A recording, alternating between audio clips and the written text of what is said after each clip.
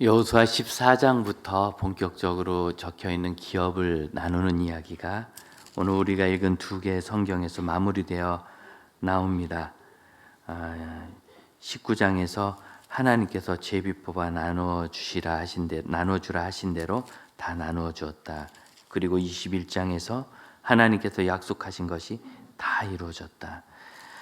이 여리고성을 처음 정복한 때로부터 20여 년이나 걸렸습니다.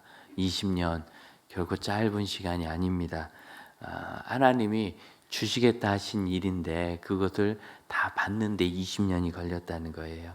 그러니 이 모든 것에 우리 사람들에게는 늘 적절한 시간이 필요하다는 것을 겸손하게 고백하지 않을 수가 없습니다.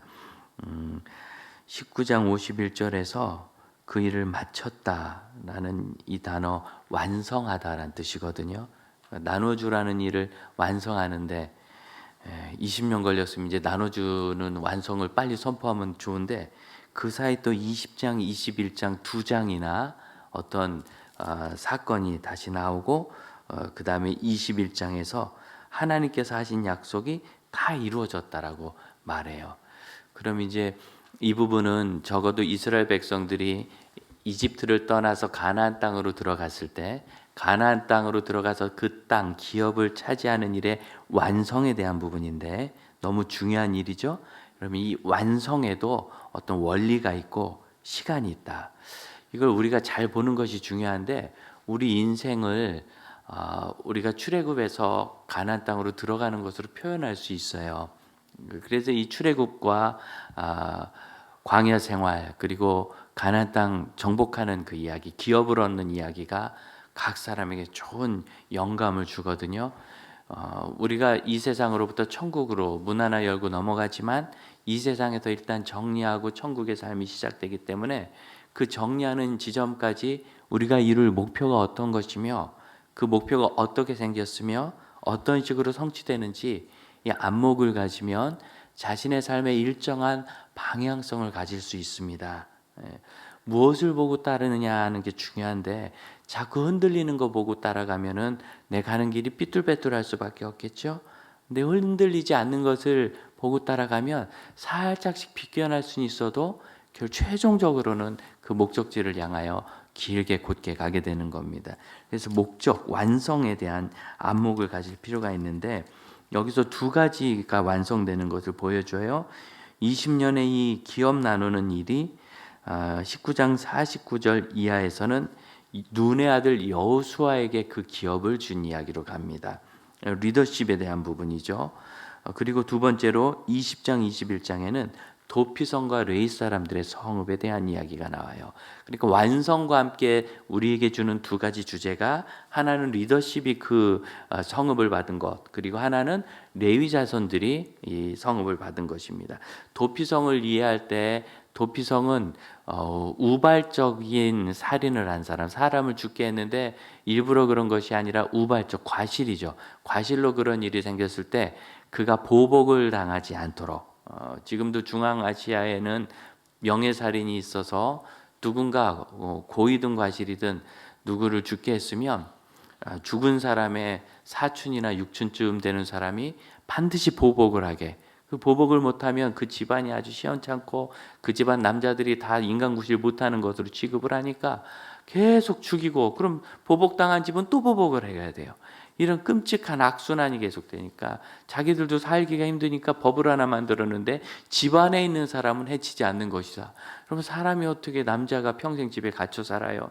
그래서 거기 갇혀 살다 나가서 죽고 아주 그런 끔찍한 일들이 있는데 이것이 인간들이 가지고 있는 어리석음입니다.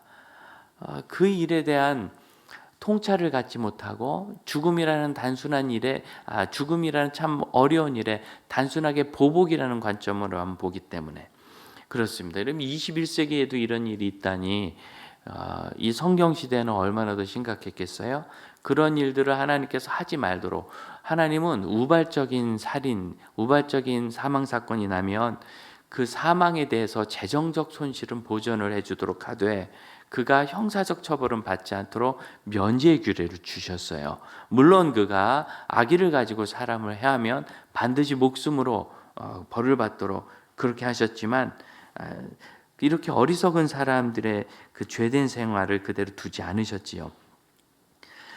그럼에도 불구하고 이스라엘 백성들이 그 가나안 지역에 섞여 살고 그 고대 근동의 문화 속에서 자꾸 명예살인을 해야 되는, 보복살인을 해야 되는 압박을 받으니까 아예 도피성을 지정해 주셔서 요단강 동편의 세계, 서편의 세계, 어느 지파의 어떤 사람이든지 하루만 달려가면 도착할 수 있는 거리에 도피성을 6개를 두셔가지고 거기로 피해 들어가면 제사장이 죽기까지 거기서 숨어 살 수 있고, 아니면 재판을 받아서 무죄가 나오면 이제 풀려나게 되는 거고, 그 재판을 받기 전이라도 그가 우발적 살인인 것이 확인만 되면 제사장이 죽을 때까지 거기 숨어 있다가 제사장이 바뀔 때 자기 집으로 돌아가는 희년처럼 그런 규례를 주셨다는 거죠. 참 독특한 그런 우리가 알지 못하는 문화니까 도피성이라는 것 자체에 우리의 눈이 자꾸 들어가는데요. 여러분, 이 도피성은 결국 뭐냐면 레위인들에게 주신 성읍이에요. 하나님이 그 기업이 되신다고 하셨던 레위인들이 이 6개의 도피성과 그 주변 성읍에 흩어져 살도록 그렇게 돼 있었어요. 다시 말씀드리면 이 두 가지 중에 하나, 도피성과 레위인의 성읍이라는 것은 동일하게 레위인의 성읍이고, 이것은 하나님과의 관계라고 말할 수 있습니다. 우리가 이 세상을 살아가면서 어떤 목적지를 가지고 가야 되느냐면 하나님의 관계를 바로 세우는 것이 우리 최종적인 목적지예요. 이 왜 바로 세운다 그러냐면, 나는 지금 바로 세운 줄 아는데 내가 조금 더 안목이 열리고 믿음이 자라면 또 부족한 것이 보여요. 그럼 그것을 다시 올려야 되고, 그리고 또 믿음이 자라고 안목이 생기면 또 부족한 것이 보여요. 계속 평생 예수의 형상을 이루기까지 우리는 성장하게 되거든요. 그렇기 때문에 늘 하나님과의 관계라는 목적지를 향하여 꾸준히 가지 않으면 지체되는, 더 자라지 못하고 아기 같은 사람이 되는 그런 거죠. 예수 믿는 사람은 착각하면 안 되는 게, 내가 완성된 줄 아는 걸 제일 조심해야 돼요. 나는 오류도 없는 줄 알고 내 생각이 맞는 줄 알고 그걸 가족들에게 강요하고 공동체에 강요하고, 설사 내가 맞을지라도 우리 가족들이 그것을 받아들일 준비가 안 됐으면 소용없는 거 아니에요.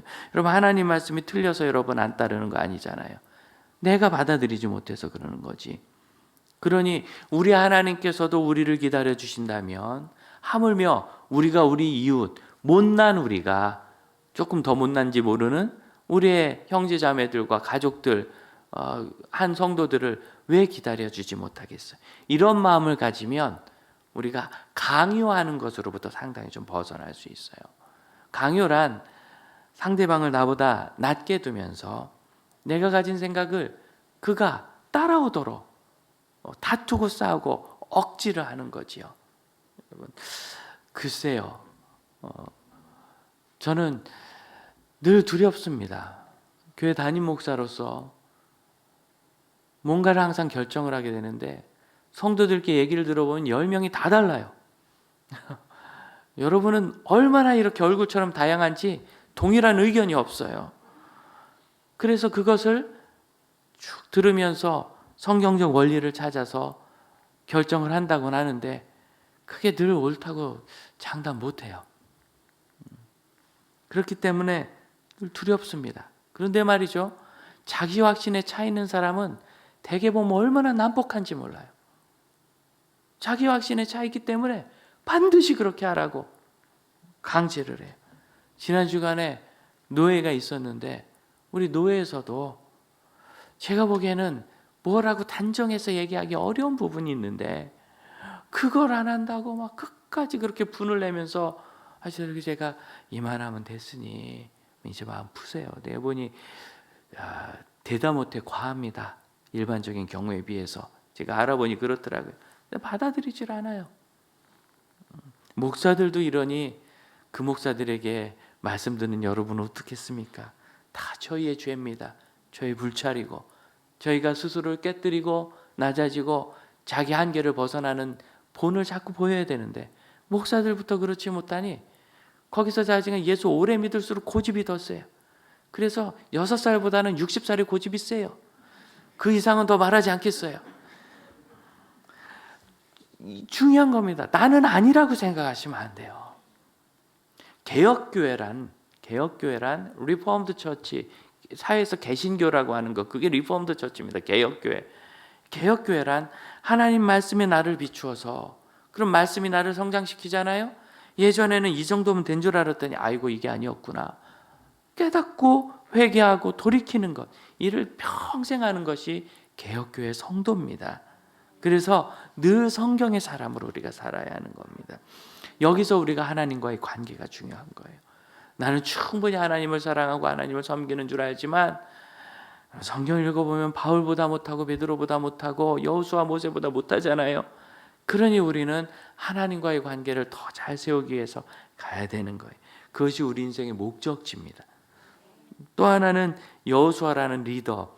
그러면 이 여호수아는 결국 여호수아 1장 8절 이 율법책을 내 마음에서 떠나지 말게, 내 입에서 떠나지 말게, 늘 그것을 읊조리고 묵상하고 생각해서 다 지켜 행하고 치우치지 말아라. 그럼 내가 형통하리라. 여호수아가 그렇게 평생 살았더니 진짜 형통해가지고 세상을 떠나게 됐을 때 23장 24장 백성들과 리더들을 모아놓고 내가 해보니 그게 맞더라고. 여러분도 그렇게 하시라고. 백성들이 하겠다 그랬어요. 안 믿어요. 아무리 봐도 당신들 하나님 말씀 다 순종 안 할 것 같다. 아니 틀림없이 하겠다. 약조를 하고 맹세를 시키고. 왜요? 내가 하나님 말씀을 따라 보니까 그게 맞았거든요. 그러면 세상에 여러 가지 다양한 상황이 있고 환경이 있는 거 압니다. 목사님, 우리 직장이 얼마나 험한지, 지금 경제적 상황이 얼마나 어려운지, 우리 남편이 얼마나 거시기한지 목사님은 모르시잖아요. 목사님 가정은 안 그렇잖아요. 여러분, 출생으로 얘기하면 저보다 더 험하게 출생하신 분이 여기 어디 계세요?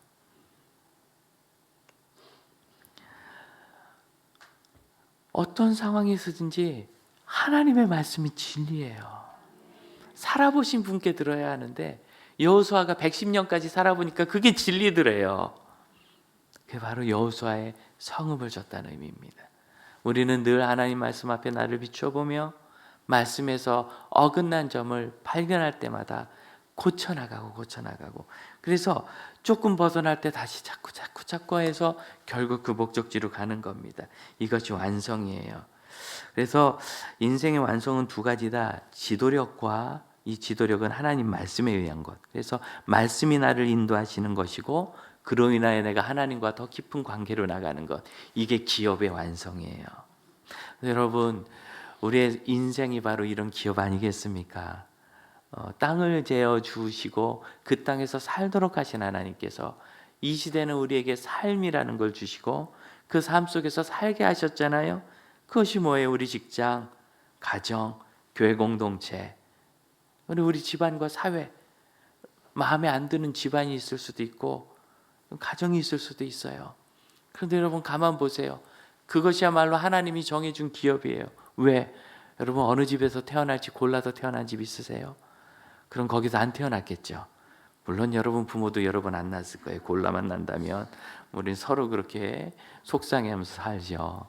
그런데 참 이 세상 어느 관계에도 이런 관계가 없어요. 운명적으로 주어지는 관계. 부모를 선택할 수 없고 자녀를 선택할 수 없어요. 아내도 남편도 선택하는 줄 알았더니 딱 하고 결혼하고 나면 선택을 잘못했나 싶을 때 그때 알아야 되는 게 뭐죠? 주님이 주신 거구나. 이렇게 알아야 되는 거예요. 그래서 이 부모-자녀 관계, 그 부모-자녀 관계를 유발하는 이 부부의 관계, 이것이야말로 하나님이 주신 기업이고 이 기업은 버릴 곳이 없습니다. 때때로 그 기업이 우리에게 상처를 줄 수 있을 때 우리는 여호수아처럼 해야 돼요. 헤브론 거기를 내게 주세요. 어디죠? 가나안 땅을 40일 동안 정탐을 하고 돌아올 때 하필이면 나올 때 나온 길이 헤브론이에요. 들어가 보니까 거인족이 살거든요. 꼼짝없이 우린 죽겠구나. 12명 중에 10명이나 그렇게 얘기해가지고 이스라엘 백성이 불신앙의 범죄를 저질러서 결국 거기서 그들이 하나님께 징계를 받고 40년 광야를 방황해야 됐어요. 그 가슴 아픈 땅, 실패의 땅, 헤브론, 그 땅을 내게 주세요. 어쩌면 우리에게 있는 가슴 아픈 일, 상처, 고통은 하나님께서 우리에게 주시는 상급일지 모릅니다. 그곳에서 꽃 피게 하셔서 이건 정말 하나님이 하셨어요 라고 고백하게 하는 거죠. 그런데 저는 헤브론 그렇게 좀 좋은 땅이면 좋은데 맨 메마른 광야예요. 저기 남방 광야예요. 그때 우리가 배웠잖아요. 광야일지라도 하나님이 주셨다면 하나님의 복과 샘이 있으면 거기가 옥토가 되는 겁니다. 그리고 여러분, 내 생활을, 내 삶을 저주하고 벗어버리려고 하지 말고 이 삶은 하나님이 주신 기업인 줄 알고 하나님이 거기 심으셨으니 그 기업을 사랑하고 열심히 자라 꽃 피고 열매 맺으면 그것이 하나님께 영광되는 줄로 믿습니다. 또한 하나님은 사람이 감당치 못할 것을 안 주신대요. 그래서 이 아내를 만난 이유는 그 아내를 당신만 감당할 수 있기 때문입니다. 감당치 못할 시험을 안 주시거든요. 그 자녀를 여러분에게 주신 것은 여러분만 감당할 수 있기 때문입니다. 감당치 못할 시험은 안 주시거든요. 그렇게 주신 거예요. 그래서 그 기업을 하나님이 주신 것인 줄 알고 그 속에서, 그 기업 속에서 내 가정, 내 직장, 학교, 내 집안, 그리고 우리 교회 공동체, 주님이 주신 이 기업들 안에서 그 지경에서 내가 하나님 뜻을 따르고, 그리고 거기서 하나님 뜻을 따르는 것으로 인하여 하나님과 관계가 깊어지면 이사야 26장 3절에 약속한 대로 주께서 심지가 마음이 견고한 자를 평안하고 평안하도록 이끄시리니 이는 저가 주를 의지하기 때문입니다. 믿어서 의지하는 거죠. 주님이 여기 주셨다고. 심지가 약해가지고 여긴 내 땅이 아니고 이 남편은 내 남편이 아니고 이 아이는 괜히 낳고 해필이면 그 부모 만났고 왜 나는 이런 직장을 얻었고 왜 우리 집안은 그런 집안이고, 그럼 이렇게 시작하면 하나님이 주신 복을 하나도 못 누리는 거예요. 그런데 그가 심지가 견고하면 평안하고 평안해요. 우리의 평안이 어디서부터 옵니까? 우리가 이 세상에서 불필요한 갈등을 자꾸 유발하지 않아요. 뭘 자꾸 뜯어 고쳐야 된다고 생각하는 사람은 얼마나 어려운지. 근데 정말 주님께서 그 일을 나에게 맡기셨는지 돌아봐야 되는데, 돌아본 한 훌륭한 믿음의 선배께서 그런 얘기를 했을 때 모든 사람이 공감했습니다. 시간이 지나가고 나니까 개혁할 건 나더라. 처음에는 사회를 개혁해야 했고, 그 다음에 교회를 개혁해야 했고, 그 다음에 우리 가정을 개혁해야 하나, 아니다 우리 마누라를 개혁해야 되겠다. 나중에 보니까 나나 개혁하면 되더라. 여러분 다 공감하지 않습니까? 평안이 없는 거예요. 평안이 어디서 없습니까? 하나님 말씀이 분명히 있는데 내가 그걸 모른 척한 평안이 없어요. 하나님 말씀이 있지만 내 성격은 성령도 못 말려하고 내 성질대로 하면 그건 평안이 없는 거예요. 하나님 계속 나를 부르시는데 못 들은 척 못 본 척하고 나가면 평안이 없는 거예요. 거꾸로 어떤 일은 도저히 못하겠는 거라. 내 성품과 안 맞아요. 저도 그런 일이 많아요. 하나님 전 아시지만 이런 거 진짜 못합니다. 하나님 전 이거 하나님이 하셔야죠. 이렇게. 제가 예전에 주일학교 전도사 할 때 우리 선생님들하고 우리 주님이 이렇게 섬겨야 된다 저렇게 섬겨야 된다 자꾸 일을 시켰더니 어느 날 한 똑똑한 청년 교사가 저한테 그러더라고요. 전도사님이 할 일을 저에게 미루지 마세요. 이렇게 이야기하더라고요. 정말 미루고 싶죠. 근데 하나님께서 말씀하실 때 그건 제가 못하니까 하나님이 하시라고 핑계대고 싶은데 그럴수록 갈등만 커져요. 정말 하나님 뜻이 맞다라는 확신만 있으면 어려워도 순종해야 되는데, 여러분 그렇게 어려워도 순종하면요 처음에는 불편함이 막 그득해요. 왜? 어려운 걸 했으니까 화도 나고 답답하고 부끄럽고 어떤 때는 수치스럽고 어떤 때 도망가고 싶고요 슬프고. 그런데 있죠, 하나님 말씀에 순종하면 시간이 지날수록 평강이 증대돼요. 그 당시에는 불편했지만 점점 증대돼요.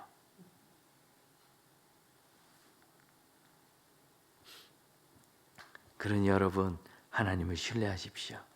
이렇게 하나님의 인도하심을 따르는 것은 필연적으로 하나님을 신뢰하는 그 신앙과 함께 붙어있는 겁니다. 21장 43절을 보면 이 기업의 완성에 대해서 뭐라고 말씀하시느냐면, 하나님께서 이스라엘 조상들에게 약속 정도가 아니라 맹세하여 주리라 하신 땅을 주셨다. 여러분 하나님이 약속 정도가 아니라 맹세하신 것도 주시는데 20년이 뭐예요? 사실은 정복하는 데만 20년이죠. 애굽으로 이사 갔을 때부터 계산하면은 500년이에요. 500년 만에 주시는데 왜? 하나님이야 그날 오후에라도 주시면 주시는 거지 뭐. 그렇지만 그렇게 해서 주신 것이 우리에게 무슨 유익이 되겠어요? 교만도 바뀌지 않고 고집도 바뀌지 않고 성장도 바뀌지 않았는데 그것이 복이 되겠습니까? 독이 되지요. 그렇기 때문에 우리 삶에서는 시간이 필요한데 그 시간은 결국 어떤 때 완성되느냐면, 따라합시다. 우리의 삶은 하나님이 주신 기업입니다.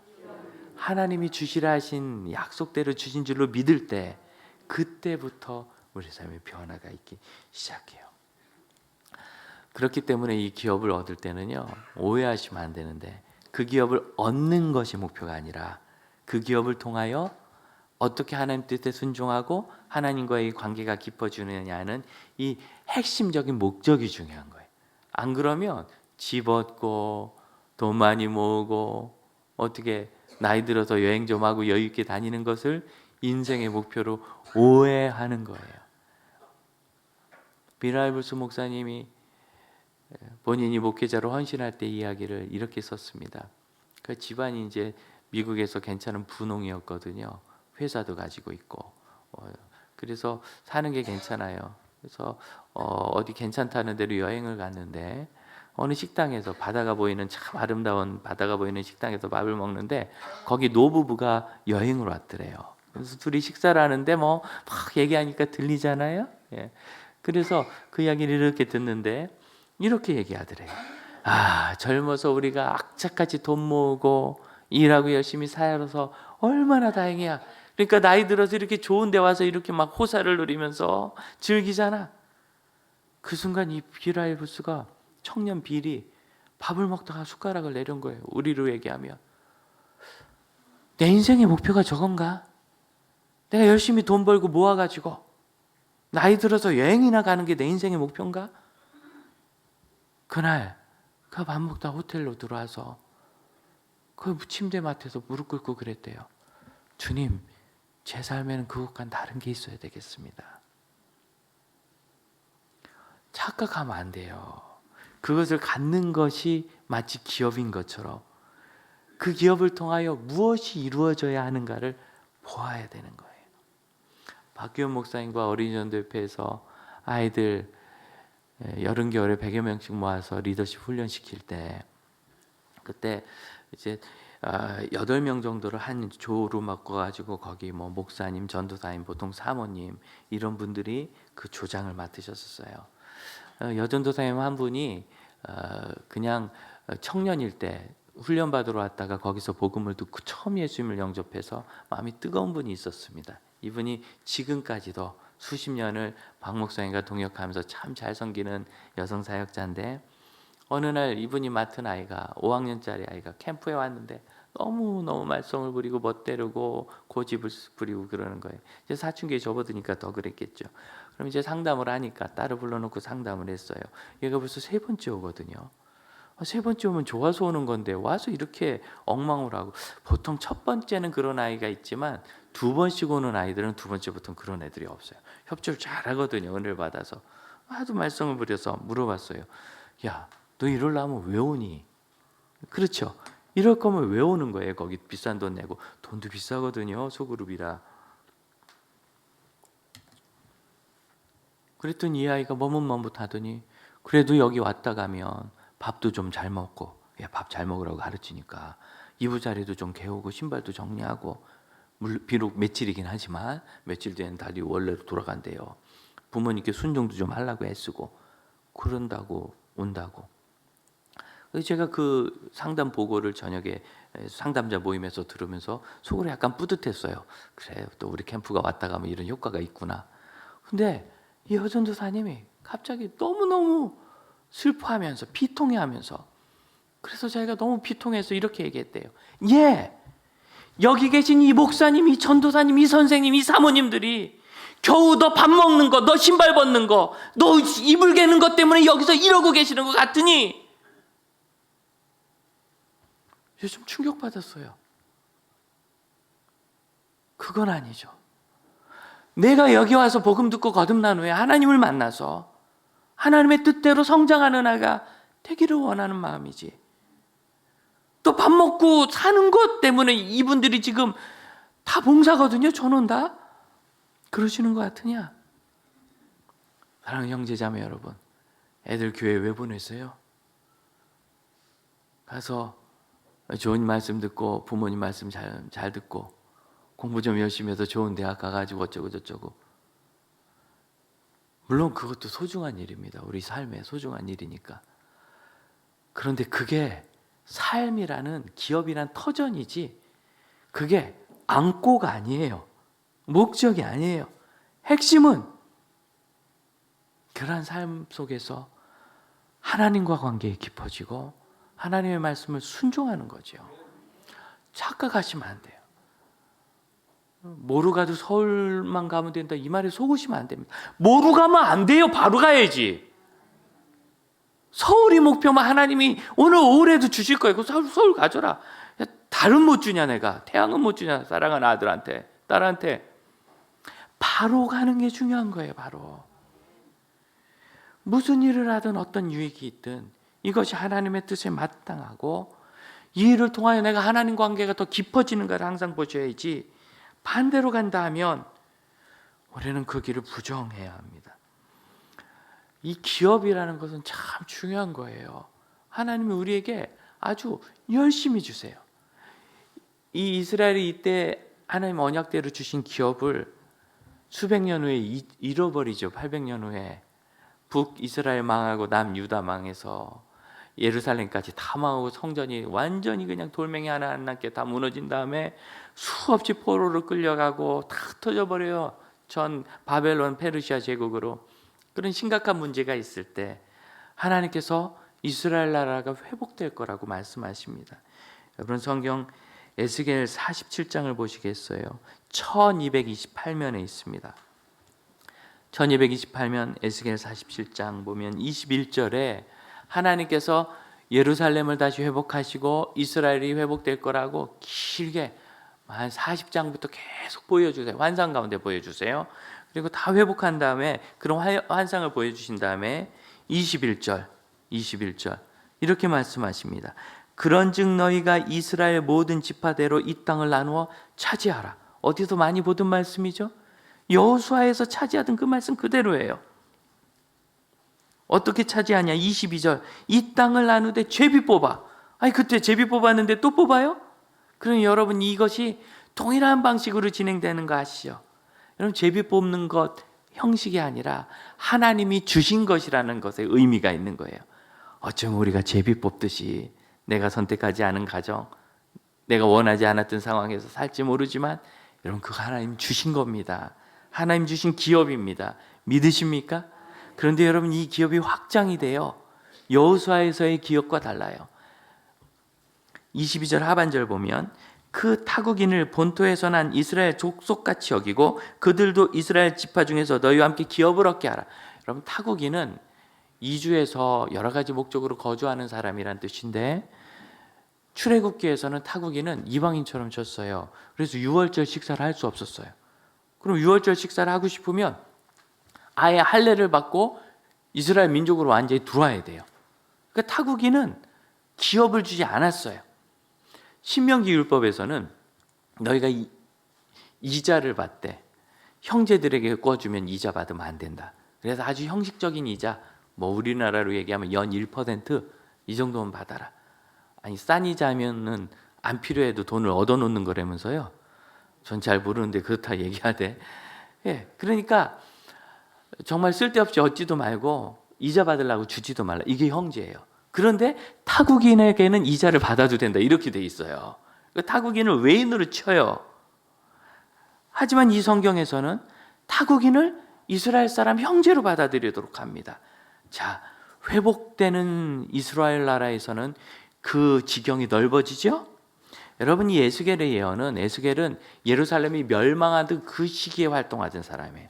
멸망한 예루살렘을 보고 회복을 지금 이야기하고 있는 건데 이 예언 후에 300년 후에 예수께서 오셔서 온 땅의 사람들을 하나님의 자녀로 구원하시는 역사를 하지 않으셨습니까? 그러니 그렇게 확장이 되고 있는 겁니다. 그래서 우리도 이 하나님이 주신 기업의 언약으로 들어와 있어요. 그럼 우리에게 주신 기업은 어디죠? 하나님이 줄로 내게 재어주신 참 아름다운 그 기업이 바로 저와 여러분의 삶입니다. 그럼 이 기업을 회복하면 어떤 일이 생기나? 맨 마지막 절입니다. 48장 35절 맨 마지막 절의 마지막 문장, 그날 이후로는, 같이 한번 읽어봅니다. 시작. 그날 후로는 그 성읍의 이름을 여호와 삼마라 하리라. 48장 마지막 여호와 삼마. 여러분 히브리어 본문에는 마지막 단어가 여호와 삼마예요. 히브리어 본문의 마지막 끝. 그러니까 에스겔의 목표가 뭐냐? 여호와 삼마. 쉔은 그곳이란 뜻이거든요. There is입니다. 그래서 여호와 삼마는 여호와께서 거기 계시다. 기업을 주신 이유는 뭐냐면 하나님이 거기 계시려고. 기업을 회복하신 이유 뭐냐면 하나님이 거기 계시려고. 우리에게 주신 삶의 의미는 뭐냐면 하나님이 거기 계시려고. 그래서 이것이 너희가 하나님의 성전이라는 사도 바울의 말씀으로 성취가 된 거예요. 우리의 삶은 왜 주셨냐면 하나님이 여기 계시려고. 그래서 불신앙의 삶이 평안이 없는 거예요. 부부가 같이 살면, 혼자 살면 모르지만 부부가 같이 살면 서로 사이가 좋아야 평안하죠. 직장 안에 같이 있으면 사이가 좋아야 평안하죠. 교회일지라도 사이가 좋아야 평안하죠. 하나님이 내 삶에 함께 사십니다. 사이가 안 좋으면 평안할 수가 없는 거예요. 하나님의 뜻을 우리가 모른 척하면 평안할 수가 없는 거예요. 그래서 하나님께서 우리에게 주신 이 삶은 하나님이 함께 하시면서 우리에게 복을 주시고 하나님과 교제하게 하시고 하나님 뜻에 순종하게 하셔서 가장 가치 있는 인생으로 꽃 피우게 하시는, 하나님이 사역하시는 기업입니다. 그것이 바로 내 삶이에요.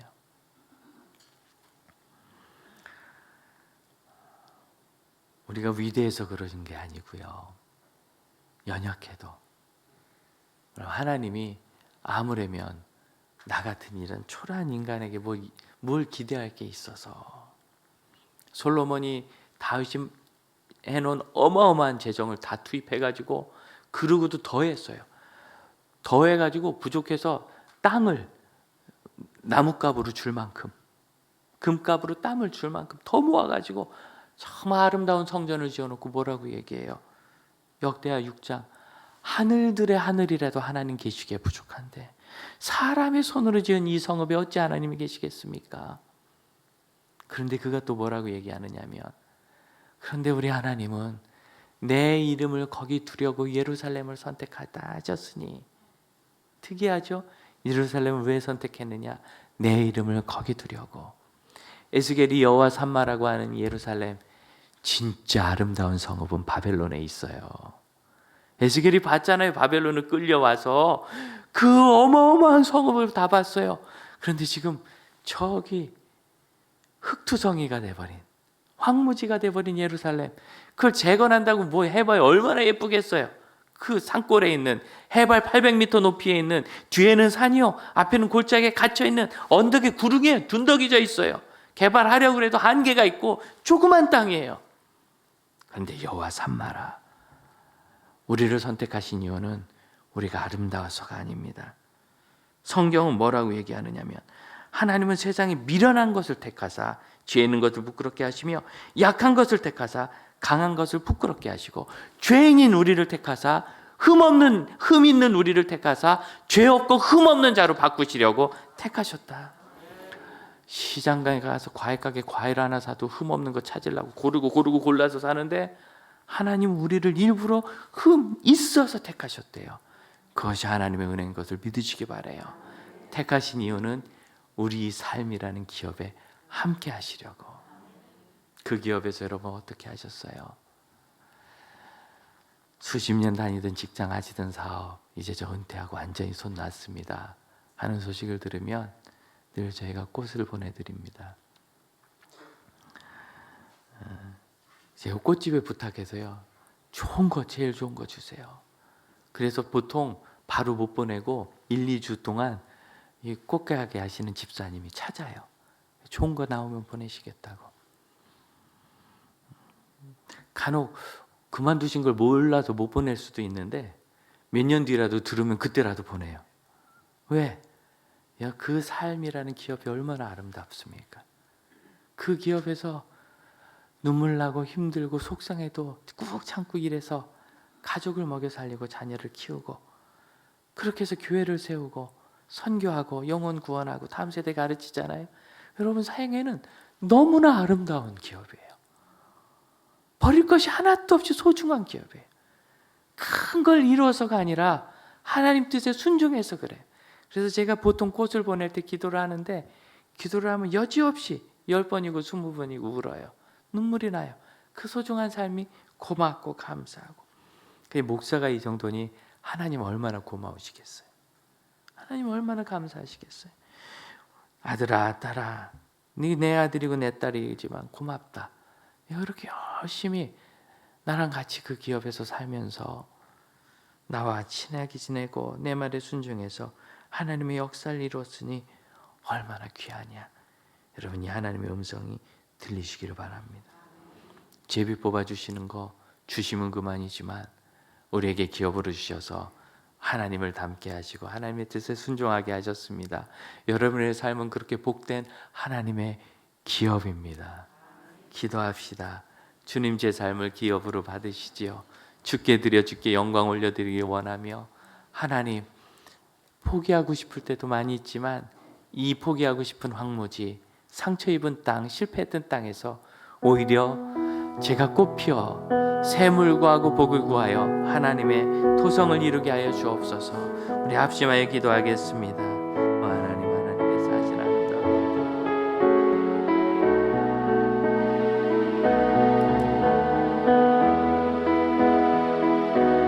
주께서 주신 믿음의 기업을 통하여 하나님 기뻐하시는 역사를 이루게 하시고 하나님 주옵소서. 주님, 주께서 주신 우리의 삶이 작은 기업이 반드시 완성될 것을 믿나이다. 하나님이 하시는 일 하나도 버림받지 않고 열매 맺고 나오니 그 일을 기대하고 소망하는 믿음의 사람들마다 하나님의 나라와 영광을 보게 하여 주옵소서. 주께 영광 올려드리고 주님의 일을 이루게 하시옵고 절대로 포기하지 않아 하나님을 세우게 하옵소서. 우리 자리에서 일어나 함께 찬양합시다. 비록 지나간 허물이 있어도, 지나간 허물 어둠의 날들이 무겁게 내 영혼 짓눌러도 오 주여 우릴 외면치 마시고 약속의 후원을 3절 하겠습니다. 주께서 밝히신 작은 불꽃이 주께서 밝히신 작은 불꽃이 어둠을 헤치고 타오르네. 그 빛에 하나 되게 하여 주사 온 세상을 비추게 하소서. 그 선한 힘이 우릴 감싸시니 믿음으로 일어날 일 기대하네. 주 언제나 우리와 함께 계셔 하루 또 하루가 늘 새로워. 기도합니다. 그 어물이 생각할 때마다, 그 어둠에 생각할 때마다 두렵고 달아나고 싶지만 하나님께서 주신 기업이니 이 메마른 땅 광야를 샘물나게 하시고 하나님 복을 주사 옥토로 삼으실 줄로 믿나이다. 돌이켜보면 오늘 날씨처럼 갑자기 추워지고 바람도 심하게 부는 인생이 많았지만, 그러나 항상 하나님은 그 추위를 이기게 하시고 반드시 승리케 하셨으니 앞으로 더욱 그러할 것을 믿으며 하나님의 나라를 소망하는 자녀들에게 믿음의 기업으로 그 생애를 복되게 하시고, 그 땅을 얻는 것처럼 그 삶을 얻는 것에 집중하는 것이 아니라 그 속에서 하나님 말씀 따르는 것과 하나님을 잘 믿는 언약의 백성이 되는 관계에 집중하게 하사 하나님이 맺으시는 열매에 있는 아름다운 도성이 되게 하여 주옵소서. 지금은 우리 주 예수 그리스도의 은혜와 하나님의 크신 사랑과 성령의 역사하심이 하나님 하시는 일로 이 땅에 하나님께 영광 올려드리며 하나님의 나라에 이르는 믿음의 형제 자매들에게 이제로부터 영원토록 함께 하실지어다. 아멘.